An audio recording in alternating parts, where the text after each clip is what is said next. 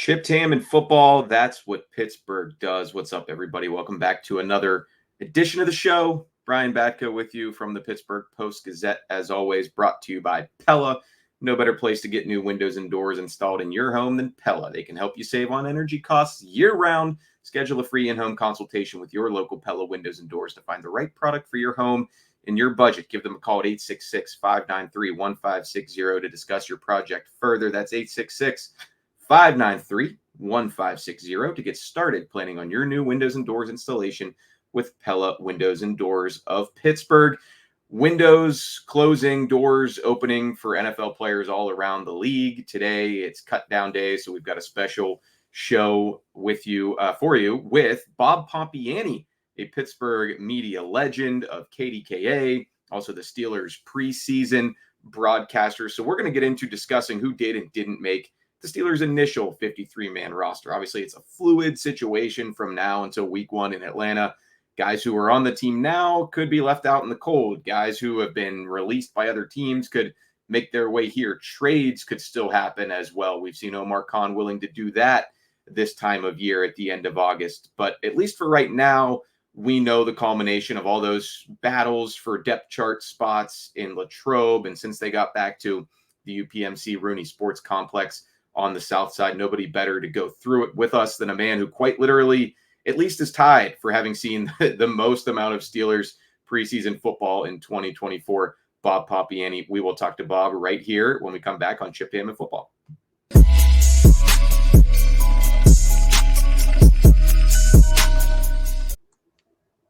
And there he is now, Bob Pompeani of KDKA, one of our favorites. And like I said in the intro, Bob, quite literally, I mean, this is the best time of year to have you on. You just called all three preseason games for the Steelers, which are weighted so heavily for Mike Tomlin to put together the initial 53-man roster. Nobody's seen more than you. Some people might have seen as much of you in the preseason, but even guys like me, I might have missed a play while I was getting my nachos or going to the bathroom. You've seen it all thus far for this team. Yeah, we've seen probably too much, Brian. There are a lot of guys at the end that really didn't want to see because we knew what their futures might be. And all due respect to those guys, they're trying to live out a dream, and it's difficult, when you have to get rid of so many players as they do today in this setting when you have roster cutdown day. But, I think the bottom line is there are some issues with the Steeler team, and they're looking for some depth answers, and that's what they look at these games to do. It's one thing to do it in practice, but as Mike Tomlin likes to say, I want to see it in the stadium. And what he saw in the stadium, there have been some good things and some bad things. For sure. Well, thanks for joining us on Chipped Ham and Football, your first guest spot on the show. I'm excited about it to be on with Brian Batko. When you get into cutdown day every day or every year, Bob, is this like losing some of your kids? I mean, you start taking notes on these guys, I imagine, when they show up to Latrobe in preparation for the preseason. Is this a little bit bittersweet for you? We get some news, but also you're saying goodbye to some guys that you've like you just alluded to there. You've called some of the biggest moments of their lives to date. Hopefully not, but for some of them, it'll be the last time they ever put on a Steelers jersey. Well, listen, number one, I'm an emotional guy to begin with. The older I get, the more emotional I am. And even though they're not my kids, you get to know, but you know how it is, Brian. You get to know certain guys, and some of them are really good to get to know, and you realize what their stories are. And, Charlie and I like to try to get into some of those stories because many of them are well-traveled. Many of them do not want to accept that this may be the end, so they look for another opportunity. So, yeah, it's difficult to watch because you get to know them a little bit. And some of them have extremely lengthy resumes. They make stops in all sorts of places, not unlike assistant coaches, especially in college that you see, even the pro levels. You got to be willing to have a good family life, people around you understand that you don't want to give up that dream. People help you get to that level that maybe that dream can be accomplished. So when it ends, maybe as temporarily as it is, it's still, I'm sure, a disappointing thing for them. And if you get to know them, that's one great thing about doing what we do. I think you get to know people beyond just the person that you see on television or at the stadium. Certainly. And I was just looking back at the initial 53 last year, and some of those guys who were among the final cuts, they came back to the practice squad. The Steelers kept doing business with them, and they had a chance to get back on the team this year. People like Ryan McCollum, the backup center, and Des Fitzpatrick, who maybe made as many plays as anybody this year in the preseason. So it's not always the end, but yes, you get to see, especially at St. Vincent. I mean, you see these guys with their families, their wives, girlfriends, kids, parents sometimes walking around campus, and they're all wearing Steelers gear, but they know very well that they might not be wearing it by the end of the month. So we're recording this. Literally, it's 4:06 as I say this on Tuesday. It's kind of a special edition of the show because roster cuts will be coming any minute now, and we'll react live. But I'll start with this, Pomp. What did you learn about this team through 3 preseason games? Obviously, for the presumptive starting quarterback Russell Wilson, fairly small sample size, but I think once that that beautiful ball traveled through the air to George Pickens at Ford Field inside the dome, put to rest a lot of the questions about who was going to be under center. Yeah, that 3rd and 11 was a big one because if it didn't occur, they'd be in a 3 and out, and Mike Tomlin would have set him out for another series, no doubt. So, I don't think I have doubts about him. He's a proven veteran. He's how many times he's lifted Seattle to heights maybe they didn't even realize as someone who came out as a 3rd-round draft pick. So he's been through it.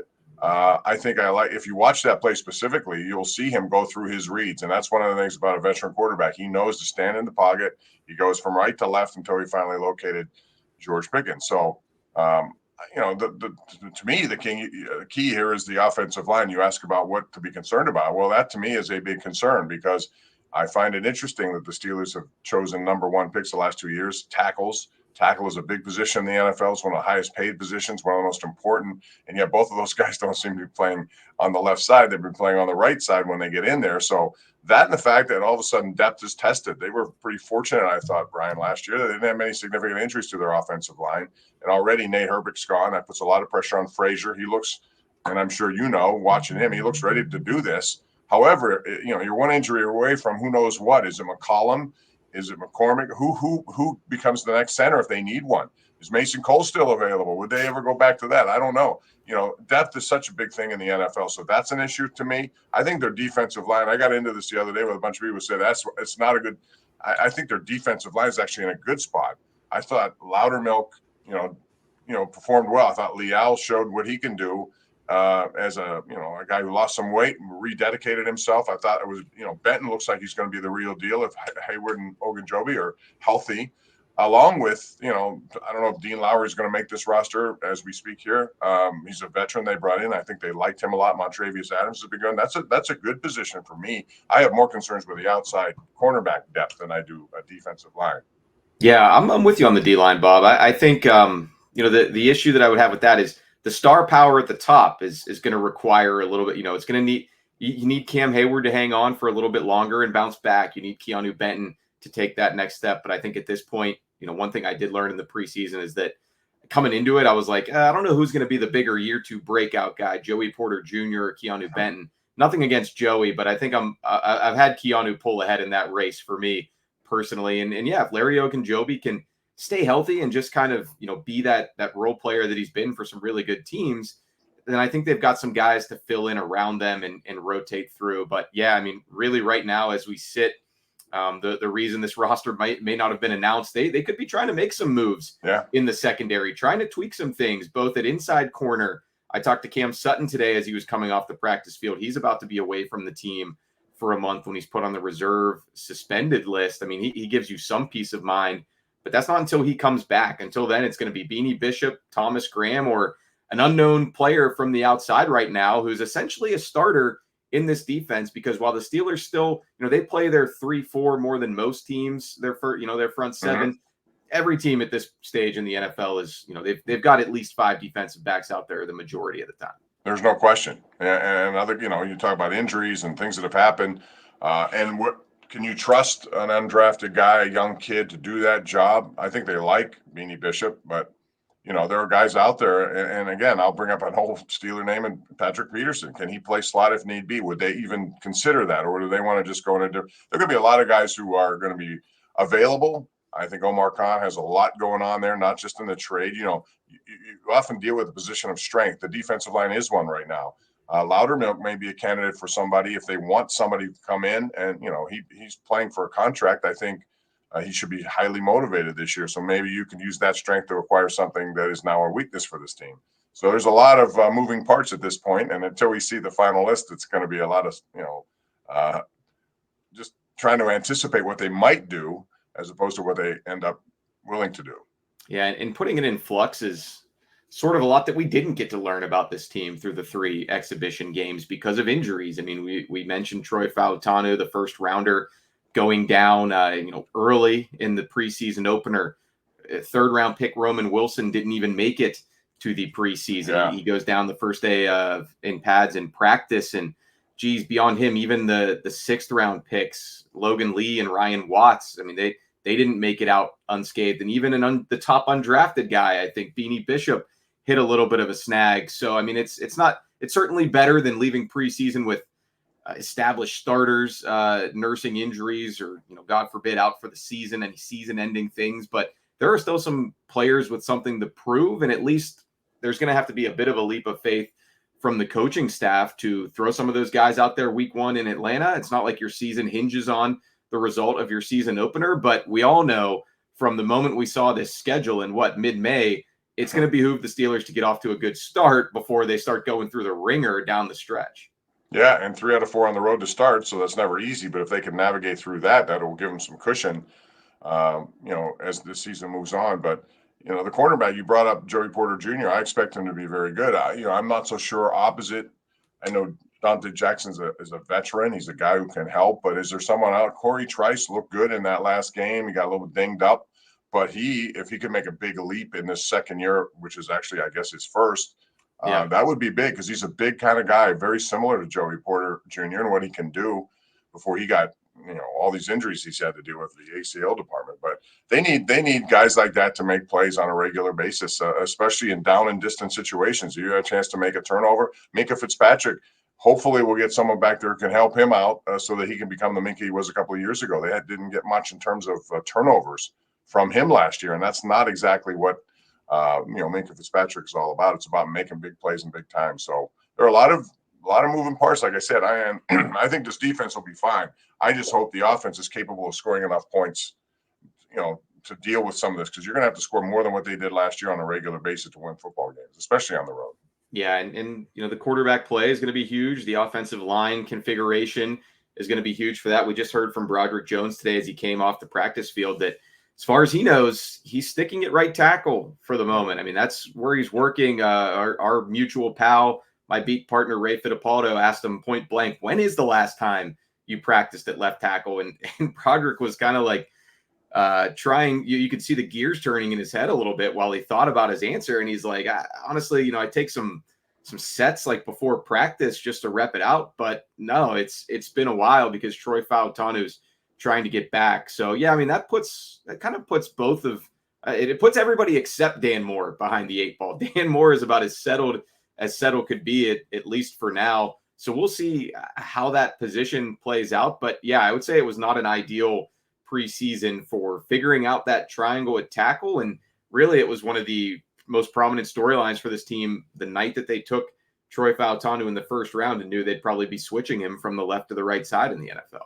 Yeah, and they haven't really got a complete analysis of what he can do just because of the injury. So you hate to go in that first game making that kind of a move. And I think their comfort level with Dan Moore will lead them to play Jones at the right side. And, again, he didn't look all that smooth over there. I thought at the end of last year when they got into a big run emphasis on the offense, they did a pretty good job moving the ball down the field and averaging much bigger yardage per game than they did in the first 8. But you got to have both. I don't think there's any question. Play action is a big part of what Arthur Smith does. So they're going to have to run block, set up pass blocking, and I still don't have enough analysis of trying to figure out what Broderick Jones looks like on the right side in a pass blocking situation on a consistent basis. Have you seen anything that makes you think he's going to be okay over there if he has to play there a lot? No, because that preseason week 2 was just so bad that you almost want to burn the tape and bury it and just say there was something going on with him that night. And, you just hope that was a wake-up call, I guess. Mm-hmm. But, you expect a guy like him to be dominant. I think coming into camp, a lot of people were wondering, hey, are we going to come out of the 2024 season, his sophomore campaign, and say, this guy's the best lineman the Steelers have? That may still be, but at least for right now, it hasn't been as smooth as a lot of people projected coming off of what I thought was a really strong and encouraging rookie season for him. So there's question marks there. Of course, there's question marks at wide receiver. Really, the only notable cut, or I'm not going to say surprise, but I'll say it's notable because we've been talking about this guy since they signed him. He was, I think, one of those fringe bubble guys, and that's Quez Watkins at receiver. Yeah. I mean, he's sort of a one-trick pony as a deep threat. Russell Wilson can uncork the deep ball. I thought he might have an outside chance to stick just for that sort of role, but it was reported that he's gone, and we'll see how it shakes out with the likes of Scotty Miller, Des Fitzpatrick, and then somebody like Roman Wilson. What do they do with him while he's trying to come back from that ankle injury? And what lies ahead in terms of another wide receiver out there? Again, that Ayuk situation continues to play out. CeeDee Lamb got money. Does that affect what happens to these guys now in terms of maybe their wants and needs? I don't want to say need so much. Their wants, But every receiver who's getting released around the league right now, I feel like, Bob, social media, Steelers fans is blowing up saying, this guy's got to be better than one of our guys. And that's kind of human nature. Right? He's another one.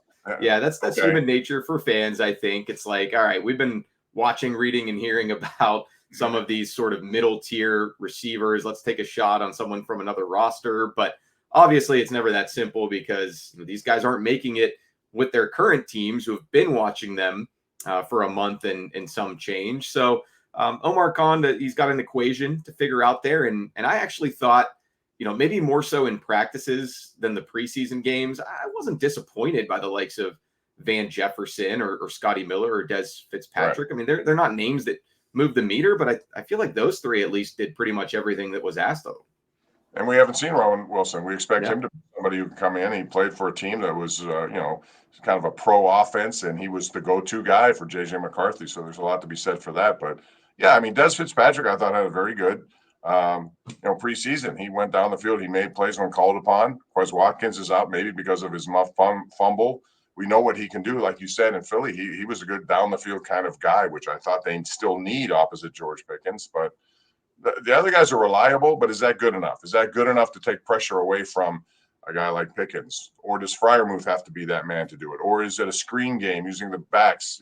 I think they're very talented in that regard. I'd hope they use them more in that capacity. But, is it a good enough wide receiving room? I still think they need help. And to what degree is the question? Do they need a Brandon Ayuk, and how much are you willing to give up to get it? Or would you find someone else, or just believe in the guys they have? Sometimes opportunities knock, and if you take advantage of it, you'd be surprised at the numbers. And here we have it now, right from Steelers PR, Bob. The cuts have been announced. I'll go through some of the more notable ones. Des Fitzpatrick did not make it. Oh, my goodness. Scotty Miller did. Scotty Miller did. Yep. They are moving a couple players to the reserve injured list. Ryan Watts, who had that scary-looking injury at the end of the preseason game. I mean, it looked really bad from the TV broadcast watching you and Charlie. But he's going to start the season on IR. He's basically out, as well as outside linebacker Julius Welshoff, who's one of the international players, had a few sacks in the preseason. Cole Holcomb on the reserve PUP list. No surprise there. Dylan Cook, the offensive tackle, and outside linebacker Jeremiah Moon, designated for return from IR. So there's a lot of machinations here with these roster, jargon and everything like that. But running backs, Jonathan Ward and LaMichael Pirine, they are not subject to waivers, so they could come back almost immediately if they don't latch on somewhere else. But Thomas Graham does not make it at defensive back. Beanie Bishop does. Yeah, I'm a little surprised by that. Darius Rush makes it. A lot of people were wondering about his status because he hadn't really stood out much, but Rodney Williams doesn't make it at tight end. Michael Pruitt does. Not too surprising there. And Ryan McCollum makes it as a backup center. I don't think there's anybody else that I'm missing here who's notable. But I think maybe if anybody was worried about Roman Wilson or Troy Fautanu starting the season on IR, that is not the case. They are carried over to the 53. Yeah, well, that's a good thing. Watts, difficult to watch that. I didn't know what exactly happened there, but that was a scary moment. I thought he was having a pretty good camp. I thought, the only thing that made me think that Rodney Williams might be back is because he played pretty well on special teams. And I thought, given the fact that they always look for players like that, but Pruitt made a big play over the middle in that last game. Maybe that enhanced his opportunity there. But I still think they're going to be looking. I don't think this is a final anything yet. They're going to be guys going on the practice squad, but I bet you they're going to still, by day's end or even tomorrow early, they're going to add some more people to this. And some of these guys who've made it for now may not make it. Yeah. Who knows? Exactly. Yeah. John Rice Plumlee, he was a great story throughout camp in the preseason. I wouldn't say anyone's surprised that he was waived. And he's a guy that I hope Pomp can come back on the practice squad. It'd be really interesting to see if he can develop, whether that's as a quarterback or as a receiver or both, or he'll be a perfect sort of scout team look for guys like Lamar Jackson and Jalen Hurts when they're preparing for those teams. Yeah, that's an underappreciated part of the job there. I don't think people realize that when that goes on. You need people who can carry out that role, and he's a very active kind of quarterback, using the legs as well as the arms, and he was willing to do anything. I think that's something that a little disappointing. I thought he might make it. He's going to be back. I don't think there's any question they like him enough that he should be back. He sort of has a who is the quarterback? Devlin Hodges. He's got a Duck Hodges quality to him. He's a very confident guy, and he believes his confidence is real, and hopefully he'll continue to get an opportunity. You could still make nice money on the practice squad, can't you? Yes, and Isaiah Loudermilk made it, at least for now, on the defensive line. And really, I guess, just looking at this off the top of my head, they only cut Willington Prevalon and Jacob Slade from the D-line. So I think they've got 8 at the moment, and maybe you count DeMarvin Leal as sort of an outside linebacker right now because they only kept 3 true edge rushers. So that's interesting as well. And Mark Robinson, who I think might have been on the bubble, he remains in the fold at inside linebacker, another guy hanging his hat on what he can do special teams wise to stay on this team. No question about that. I was a little surprised, again, going back to Des Fitzpatrick. I thought he would, I'm not sure at whose expense, but I thought he was good enough to be at least number 5 on that unit, based on what we saw, but not to be. He and Watts and Jeray Jenkins, who I didn't think had much of a chance. So those guys are all looking for work now. Deuce Watts. Yeah. We'll always have Deuce Watts catching the first live throw from Russell Wilson out in training camp this year. But all right, Bob, was there anything else you wanted to mention now that this worked out well? We went through some of these guys and then we reacted live to the cuts here on the show. So I have a question for you. Yes. Why is it that the national media has really hung on to this question about who's the starter? I look at it maybe differently. I'm sure you do too.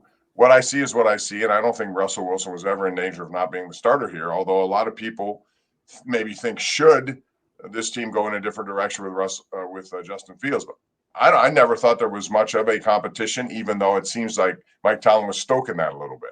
Yeah, I think that's a big part of it. People taking him at face value when he's asked straight up, is this a competition? Yes. Is Russell the starter? I said he's got pole position.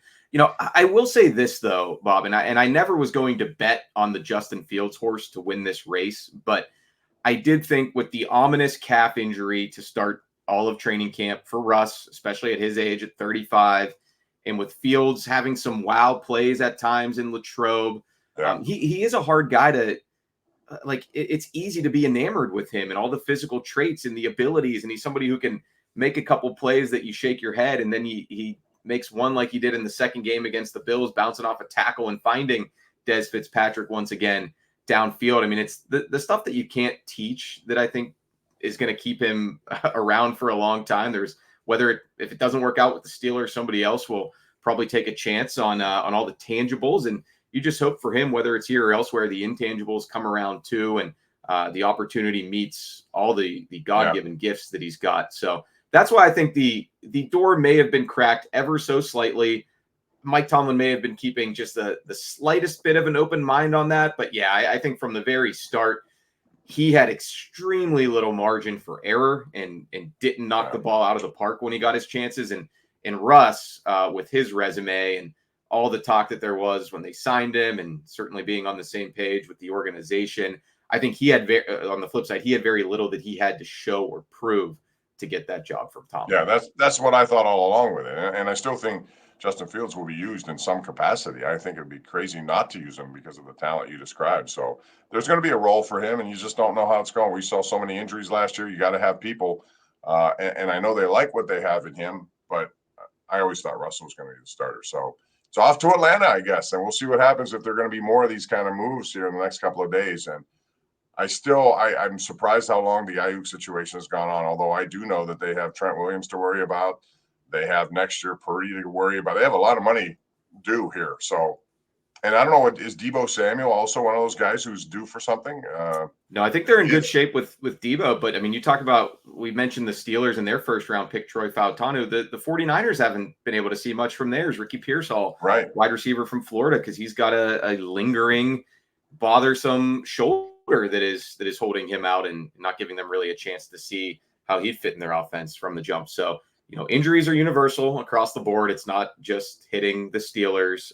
But yeah, we'll keep one eye certainly on what might else be to come in Pittsburgh. Maybe keep one eye on the Bay Area and other teams around the league. But at least for now, there's 53 guys who can say they were on the original Steelers roster for 2024. So yeah, well, we got the list now. We'll move forward. We'll see a few other changes. Here we go, but.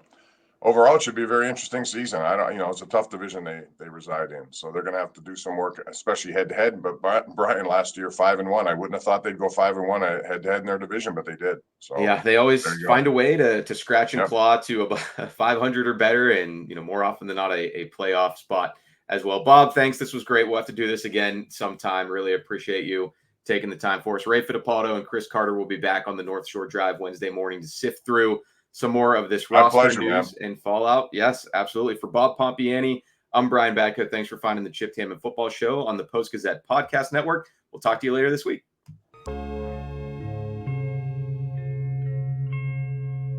Thank you for checking out this content from Post-Gazette Sports. If you watch this video on YouTube, please like the video and subscribe to our channel.